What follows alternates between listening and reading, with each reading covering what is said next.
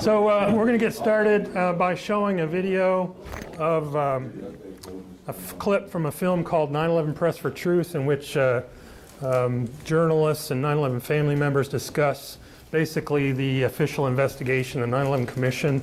If you don't know, the 9/11 Truth Movement was basically started by 9/11 victims' family members, and they were responsible for making the 9/11 Commission investigation happen. So this is how they feel about it.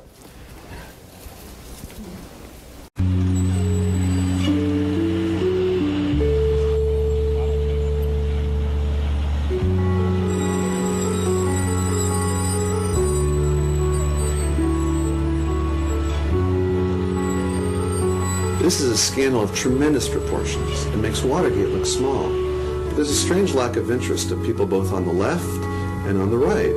Nobody seems to want to uncover the truth and just follow leads wherever they may go, because I think that goes to a lot of really damaging places. Maybe we shouldn't have questioned whether or not President Nixon had any involvement in Watergate. Maybe we should have just accepted that story. Maybe we should have accepted the story that President Clinton had no involvement, had never had sex with that woman, Miss Lewinsky. So just because it's the official story of record does not mean that we should not delve further and to see if really that is the actual story. Yes, they lied. They all lied, whether consciously or unconsciously.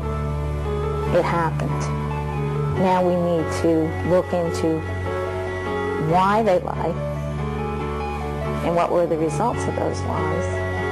We can't have these wars, reorganize our way of life based on a false understanding of what 9/11 was. We have to go beyond the myth and get to the truth. We have to know. We have to. 9/11 was the biggest don't ask, don't tell. And if it wasn't for the families, we wouldn't have anything. And that's very frightening. We had to take this tragedy and do the best we could with our lives and with our country to try and make the people that are supposed to protect us do the right thing.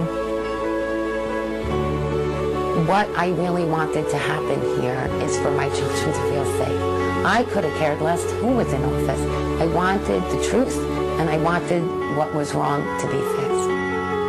What we're left with after our journey is no answers, no accountability, and I've wasted 4 years of my life trying my damnedest, along with the other family members, to make sure this never happens again.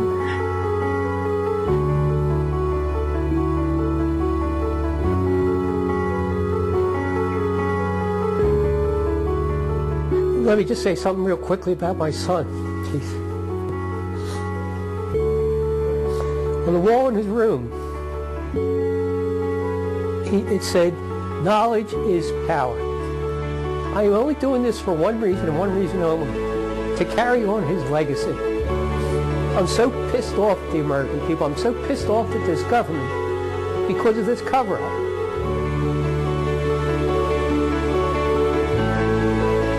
John Gerard Coughlin, Timothy J. Coughlin, Anne Marie Kramer, Christopher Seaton Kramer, and my big brother, Wade Brian Green. We miss you, we love you, and you are always in our hearts. 7 points. NASDAQ is down almost 17. For this peach trading, the Dow lost more than 351 points. That's 3% of its overall value. NASDAQ was off almost 93. That's more than a 4% drop for the week. We'll take a break here. I'm Kevin Ryan, and I've been studying the events of 9/11 for 10 years, since 2003, which means I didn't know right away that there was any problem with the official accounts or the events of 9/11. But I did learn because of the deceptions behind the Iraq War. Like many people, I understood that Iraq was not connected to 9/11, that international press were reporting that the evidence for weapons of mass destruction was false. The Niger document of the yellow cake was forged. The aluminum tubes was also false.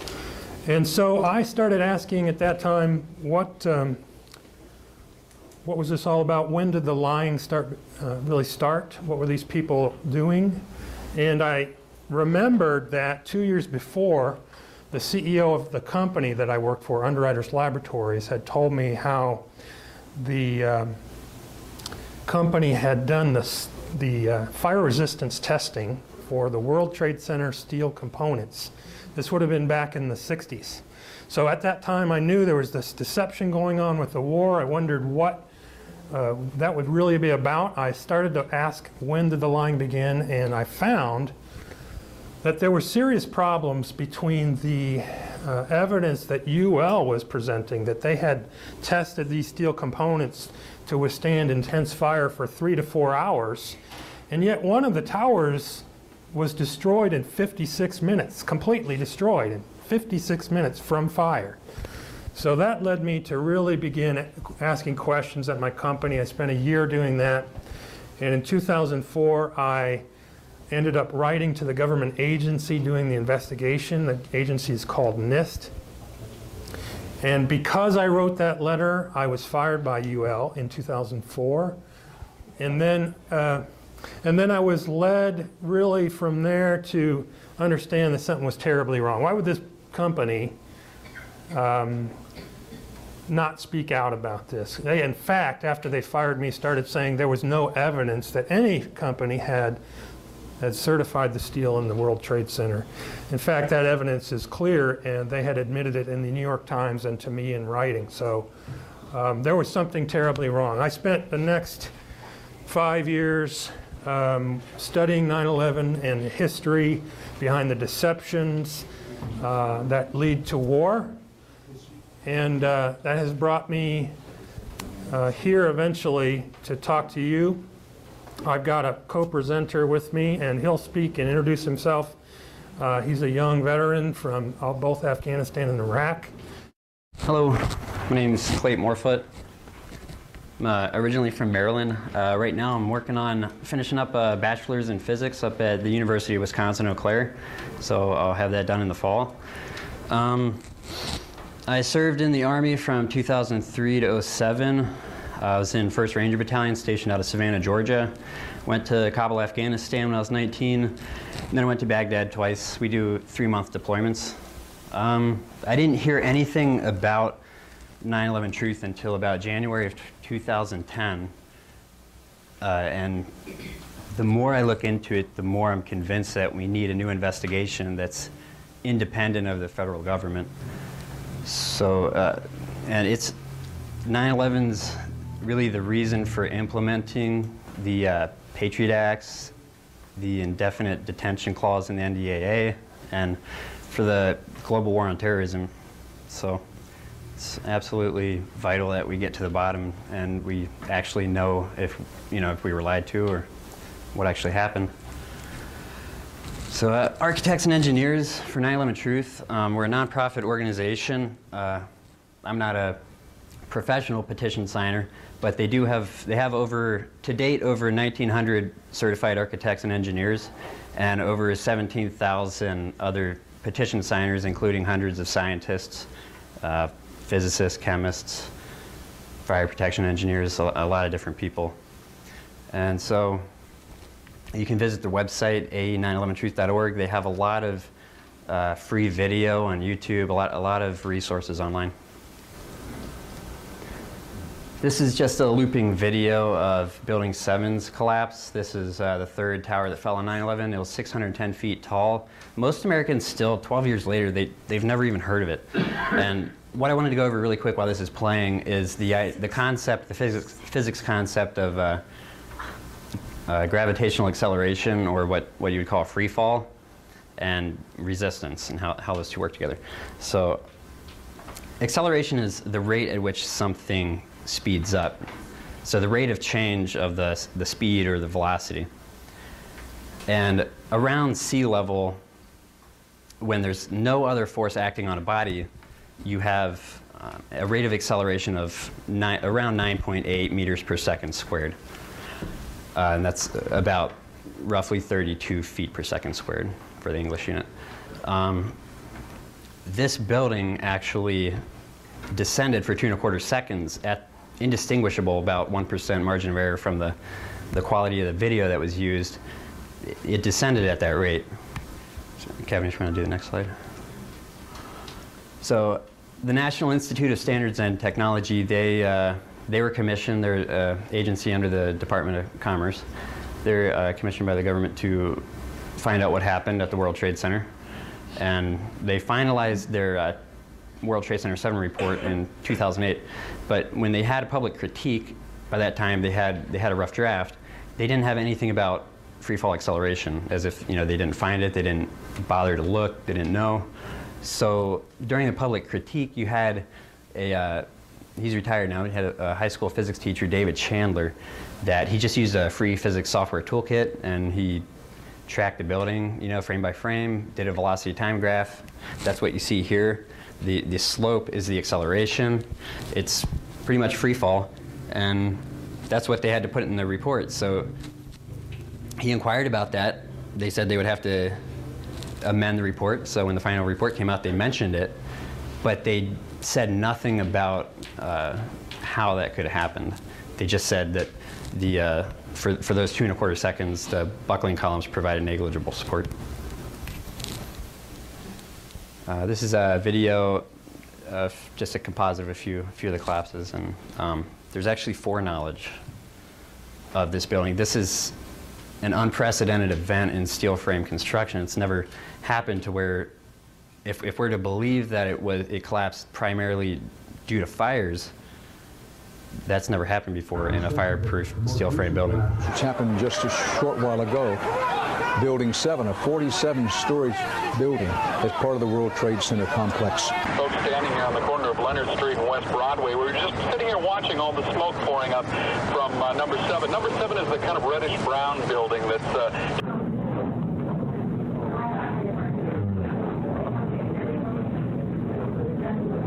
It's amazing. Amazing, incredible, pick your word. For the third time today, it's reminiscent of those pictures we've all seen too much on television before, when a building was deliberately destroyed by well-placed dynamite to knock it down. And it seems that this was not a result of a new attack. It was because the building had been weakened during this morning's attacks. We'll probably find out more now about that from our correspondent, Jane Stanley. Jane, what more can you tell us about the Salomon Brothers building and its collapse?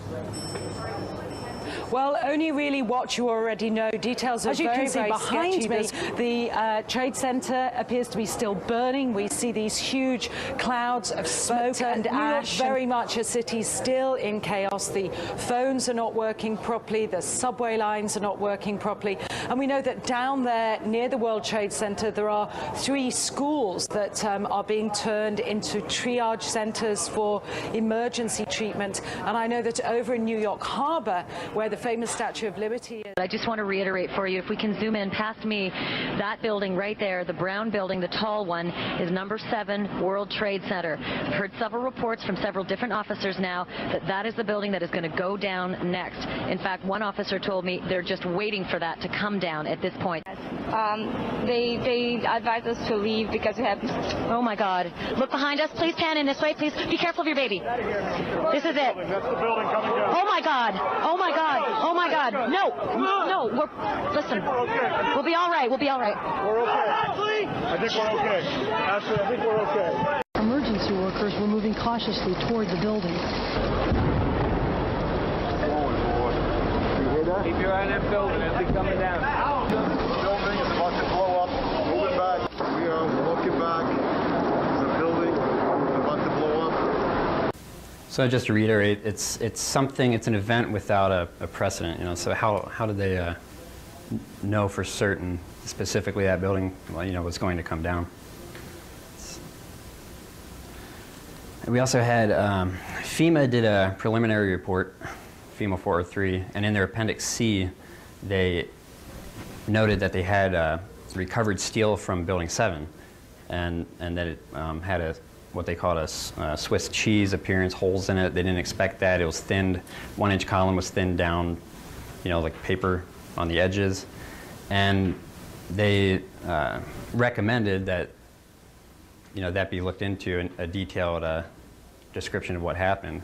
And when they passed, it got passed off to NIST for the actual full investigation, they claimed that they had no 7 steals. So we don't know what happened to what FEMA had, and the fact that NIST claimed they didn't have any. There have been peer-reviewed articles, research written about these things. And here's a couple of examples of the kinds of articles that have been published in journals, in mainstream journals, as well as in the Journal of 9/11 Studies.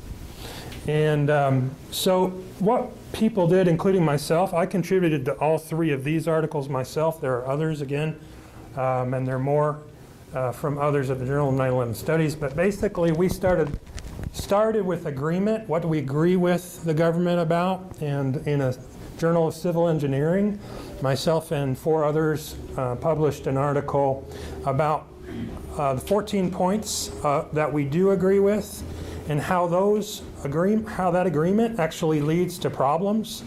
And then talks about free fall, as Klayt did. It talks about the temperatures that we're seeing.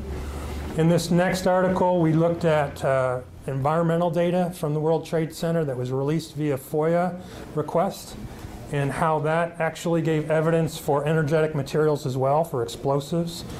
And then this other article is often talked about. It's called active thermitic material, briefly, found in World Trade Center dust. So some of us have received samples of the dust that covered Manhattan after the World Trade Center disaster, and looked through that and found interesting things, including metallic microspheres, which again are an indication of molten metal.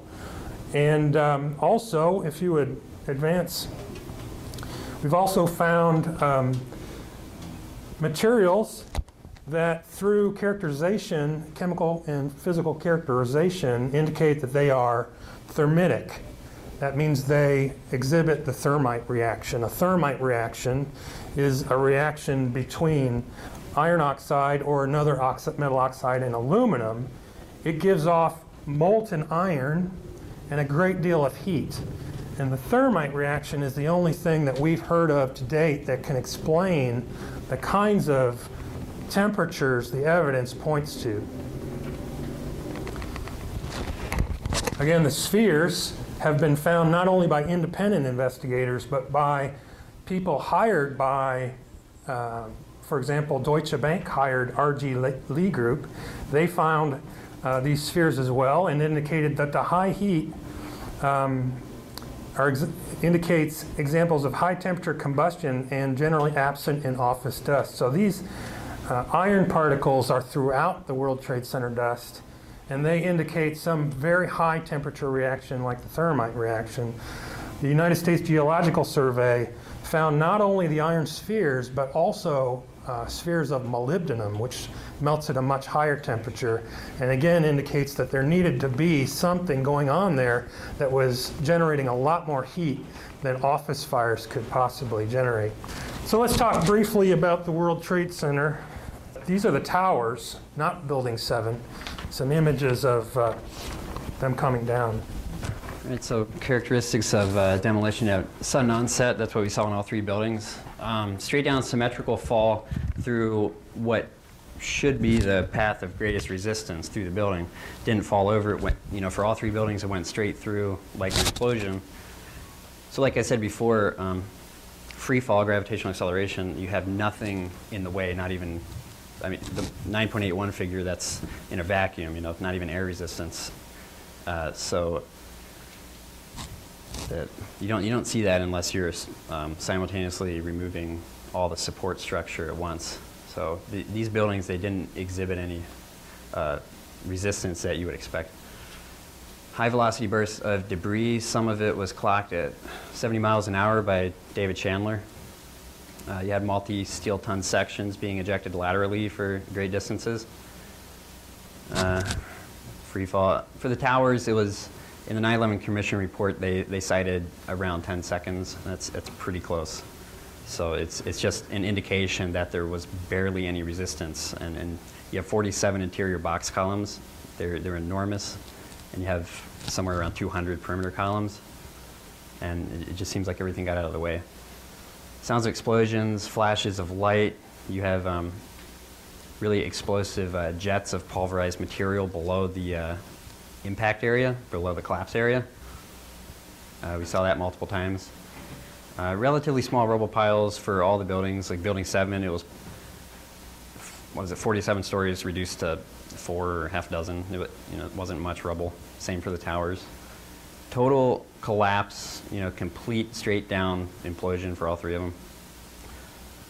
A massive pulverization of concrete and other materials, and that you can see. I mean, what's the most interesting, to look at is some video. I don't think we have it today, but if you look at certain video of the towers, you can see a very uniform, explosive, discrete explosions that's lined for each floor, and before the. But what you have is you have a huge mushrooming cloud of pulverized concrete and material just mushrooming up and out. It's just not very indicative of it. Doesn't seem like a gravitational collapse if you go back and look at it again. So we have, these are a couple firefighters sitting out. What happened? There was an explosion.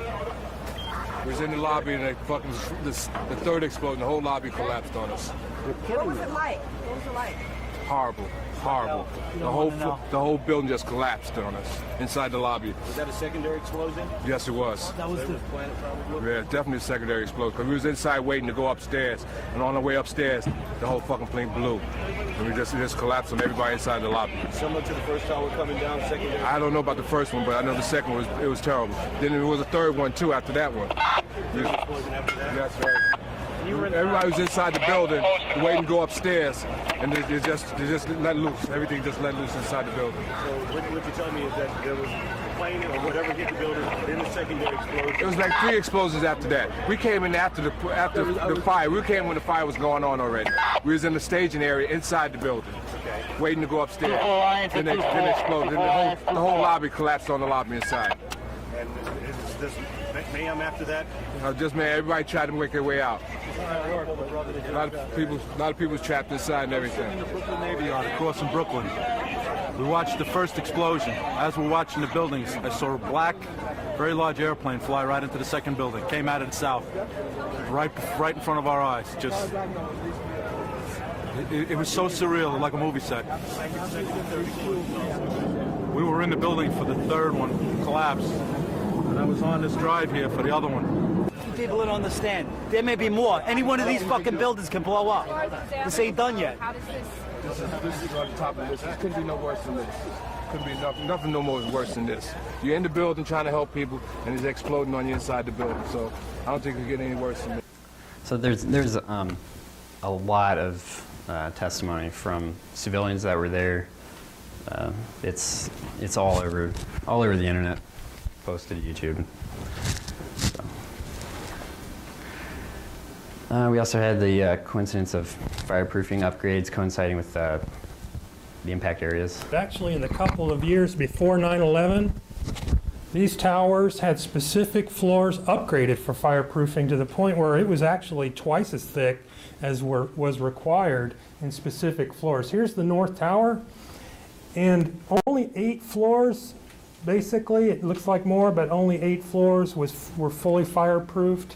In that project, just finished at the time of 9/11. One company occupied all of those 8 floors, a company called Marsh & McLennan. That leads me a little bit to talk about a book that I wrote that's based off of the last 4 years of research.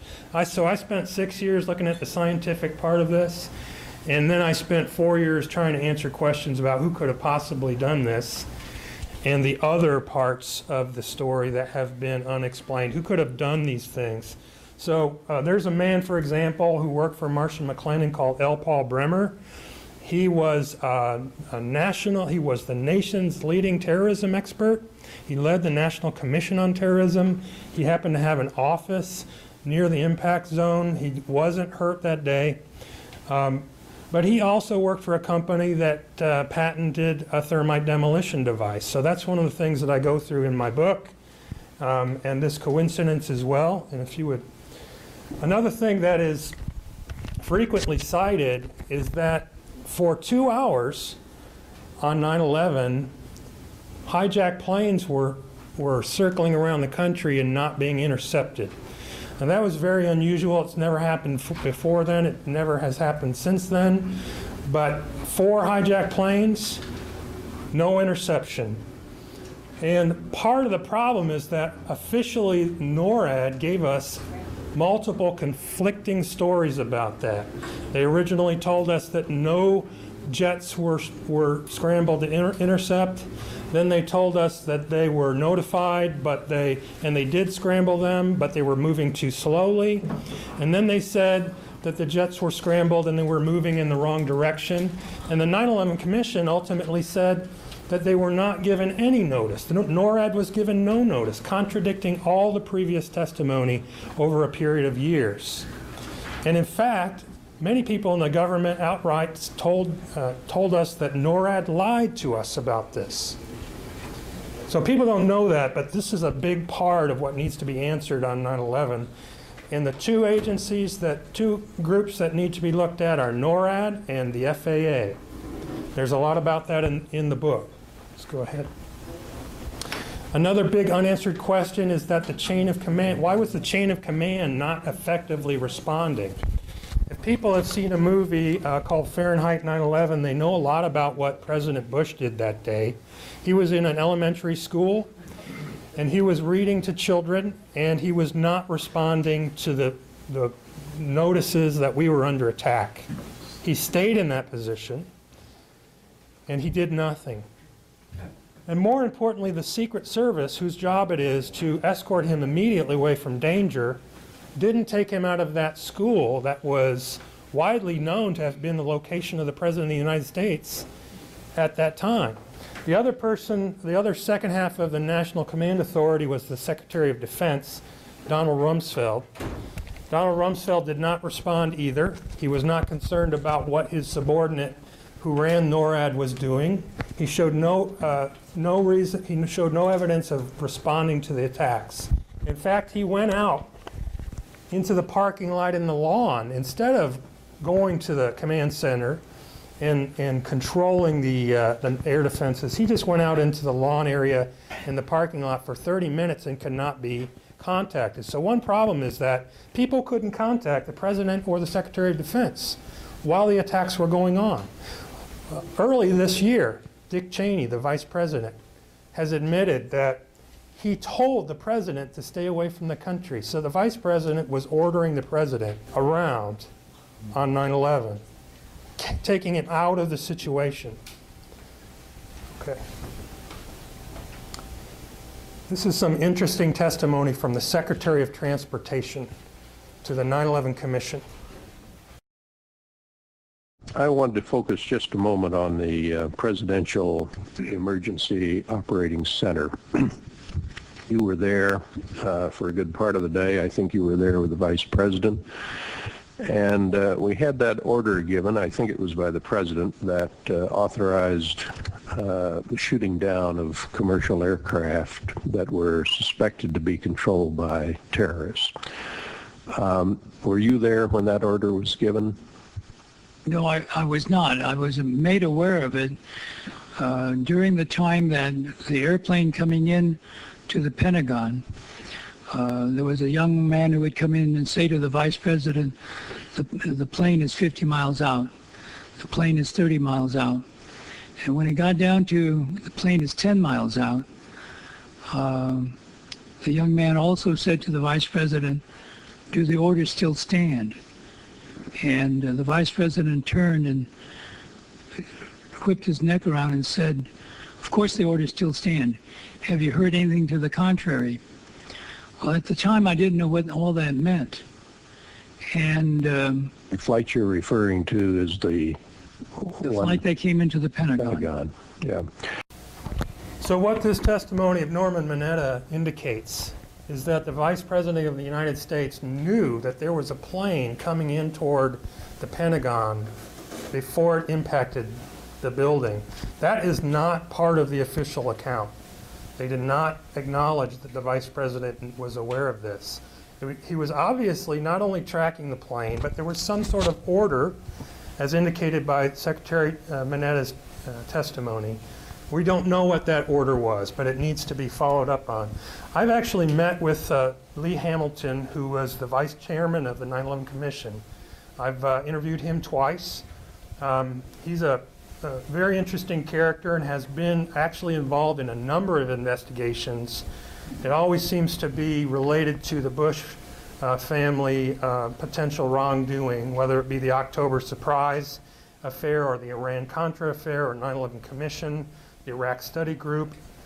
Hamilton is always brought up.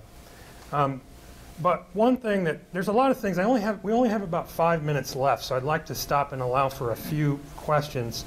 There's a lot that can be said about this. I've written a book about another 19 suspects that can be investigated. You're welcome to get a book. If you can make a donation for gas money, I'd appreciate it. There's about 18 or so, 17 or so books here. Feel free to come up and get one. So are there any questions? Sir. Would it be appropriate for Veterans for Peace to go on record in support of architects and engineers requesting a new investigation? I personally believe that would be appropriate. Klayt, do you agree? Yeah, I signed it. I try to get everybody I can to sign it. It's open to everyone. Go ahead. Hi, Phil Restino, Central Florida chapter.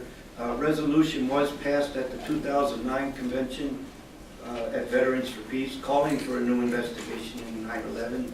But I do want to say, We Are Change Florida in our chapter has 50 of these packets. Each one contains architects and engineers, experts speak out, DVD inside. So please take one before leaving. You got a lot of those. Buzz? Could we go, why don't you run until 9:20, because the folks haven't had the time to ask questions. That gives us a few more minutes, sir. Yeah, in the elective process, some of the original members of that investigative committee lost their elections. I think Max Cleland and maybe Mark Dayton had been on there.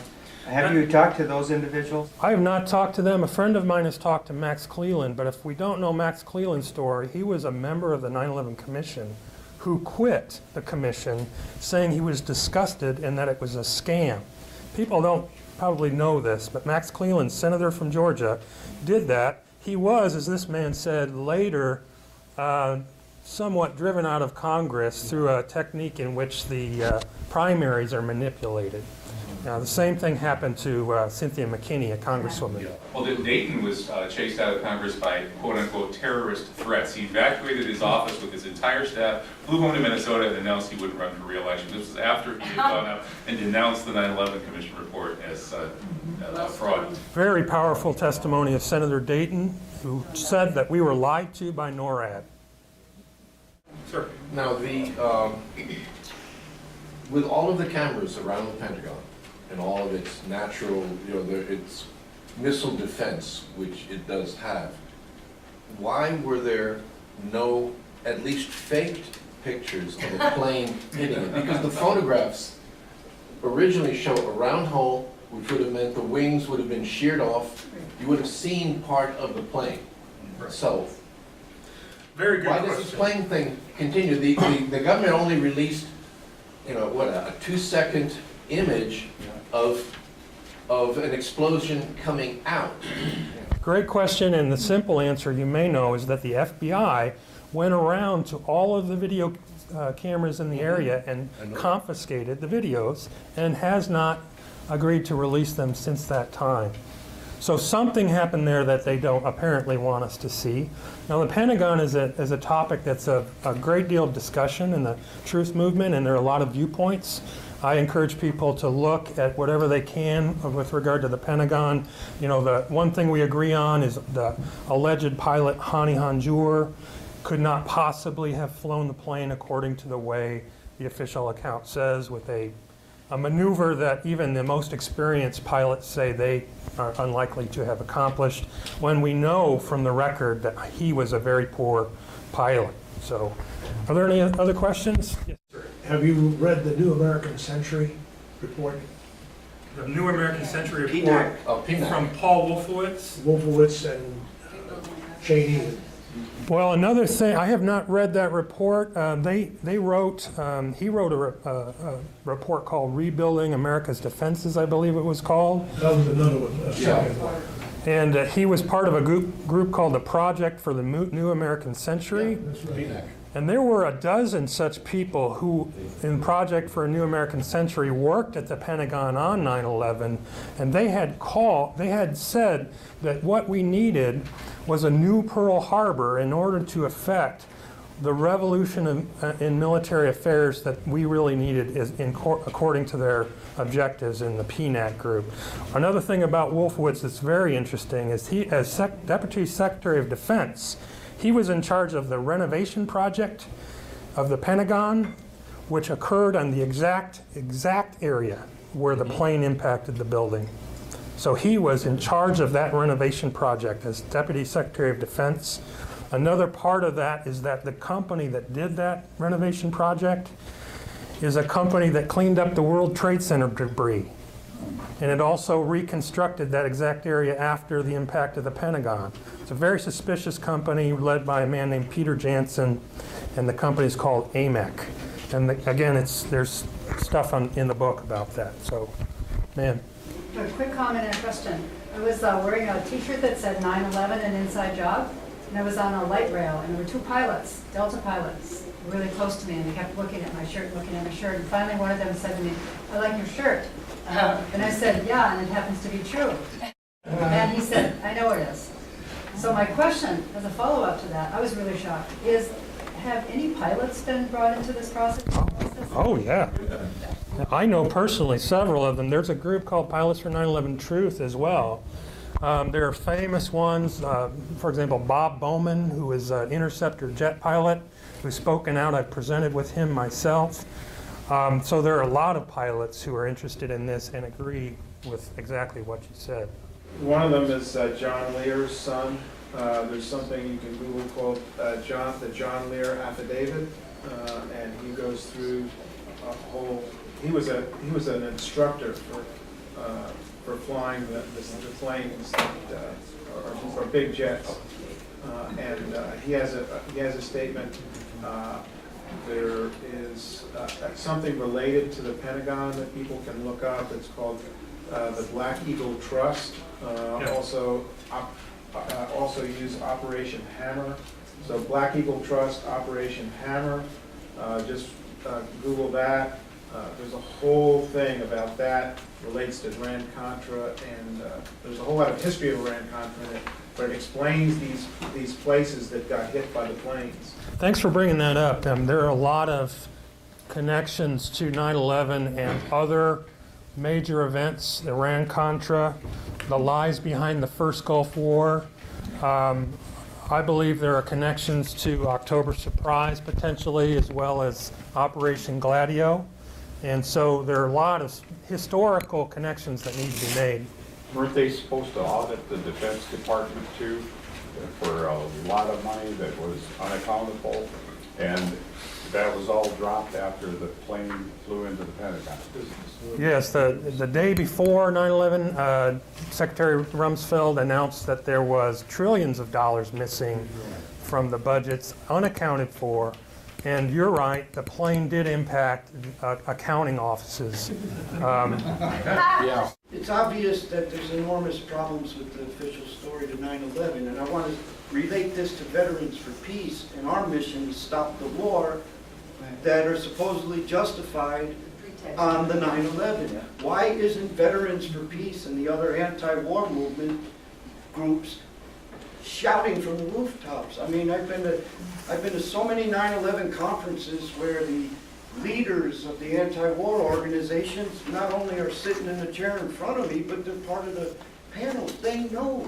Why? What's the problem? It's a tough question, but I think today we can thank Veterans for Peace for allowing us to come, and Klayt might be able to say more about that, but I really would like to hand it over at this point. Thank you. Thank you very much for coming. And